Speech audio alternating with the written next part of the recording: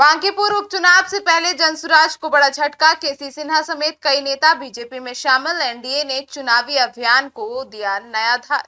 नमस्कार, आप देख रहे हैं सिटी पोस्ट लाइव। मैं हूं सृष्टि राज। पटना की बांकीपुर विधानसभा सीट पर होने वाले उपचुनाव से पहले राजनीतिक समीकरण तेजी से बदलते नजर आ रहे हैं। जनसुराज के संस्थापक प्रशांत किशोर को उस समय बड़ा झटका लग गया जब उनकी पार्टी के वरिष्ठ नेता और 2025 बिहार विधानसभा चुनाव में कुम्हरार सीट से उम्मीदवार रहे प्रोफेसर केसी सिन्हा ने भारतीय जनता पार्टी का दामन थाम लिया है। उनके साथ जनसुराज के कई पदाधिकारी और कार्यकर्ता भी बीजेपी में शामिल हो गए। बीजेपी प्रदेश अध्यक्ष संजय सरावगी ने प्रोफेसर केसी सिन्हा को पार्टी की सदस्यता दिलाई है और इस मौके पर जनसुराज के दीघा विधानसभा क्षेत्र के पूर्व प्रत्याशी बिट्टू सिंह और मनेर विधानसभा क्षेत्र के पूर्व प्रत्याशी गोपाल सिंह ने भी बीजेपी की सदस्यता ग्रहण कर ली है। अब इन नेताओं के बीजेपी में आने को बांकीपुर उपचुनाव से पहले जनसुराज के लिए बड़ा राजनीतिक नुकसान माना जा रहा है।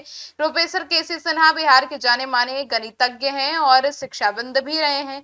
उनका जन्म 29 दिसंबर 1954 को भोजपुर जिले में हुआ था और उन्होंने पटना विश्वविद्यालय में लंबे समय तक शिक्षा दी है और बाद में प्रधानाचार्य पद से सेवानिवृत्त हुए हैं। अब इसके बाद नालंदा ओपन विश्वविद्यालय के कुलपति भी रहे हैं और जनसुराज अभियान की शुरुआत से ही प्रशांत किशोर के साथ जुड़े रहे हैं और संगठन निर्माण में सक्रिय भूमिका भी निभाते रहे हैं। अब साल 2025 के बिहार विधानसभा चुनाव में उन्होंने जनसुराज के टिकट पर पटना की कुम्हरार विधानसभा सीट से चुनाव लड़ा था।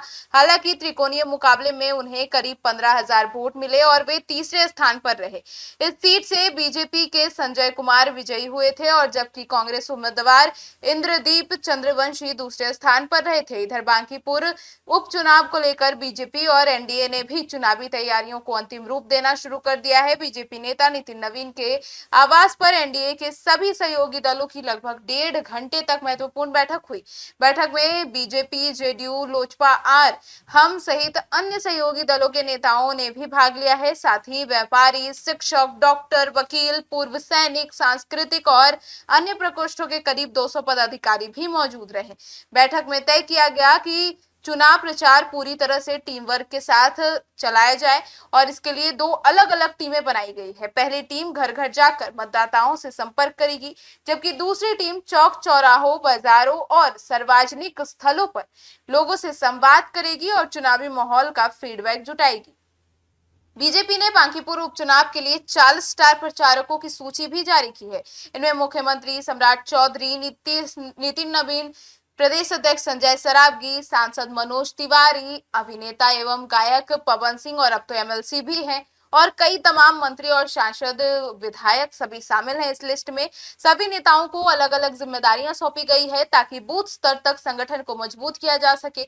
अब बैठक में नितिन नवीन ने कार्यकर्ताओं से अलग अलग 15 दिनों तक प्रतिदिन 18 घंटे चुनाव अभियान में सक्रिय रहने की अपील की है। उन्होंने कहा है कि हर कार्यकर्ता का लक्ष्य हर घर तक पहुंचना और प्रत्येक मतदाता से सीधा संवाद स्थापित करना होना चाहिए। उन्होंने डॉक्टरों, शिक्षकों, व्यापारियों, युवाओं और बुद्धिजीवियों के साथ नियमित बैठकों पर भी जोर दिया है। नितिन नवीन ने चुनाव प्रचार के दौरान स्थानीय बनाम बाहरी मुद्दे को भी प्रमुखता से उठाया है। उन्होंने दावा किया है कि बीजेपी प्रत्याशी नीरज कुमार सिन्हा बांकीपुर के स्थानीय नेता हैं और वर्षों से जनता के बीच सक्रिय रहे हैं, जबकि विपक्षी दलों के उम्मीदवार बाहरी हैं। उन्होंने कार्यकर्ताओं से विकास कार्यों और क्षेत्र में चल रही लगभग 50 परियोजनाओं की जानकारी मतदाताओं तक पहुंचाने का निर्देश भी दिया है। बांकीपुर विधानसभा क्षेत्र के 16 वार्डों में 30 जुलाई को मतदान होगा।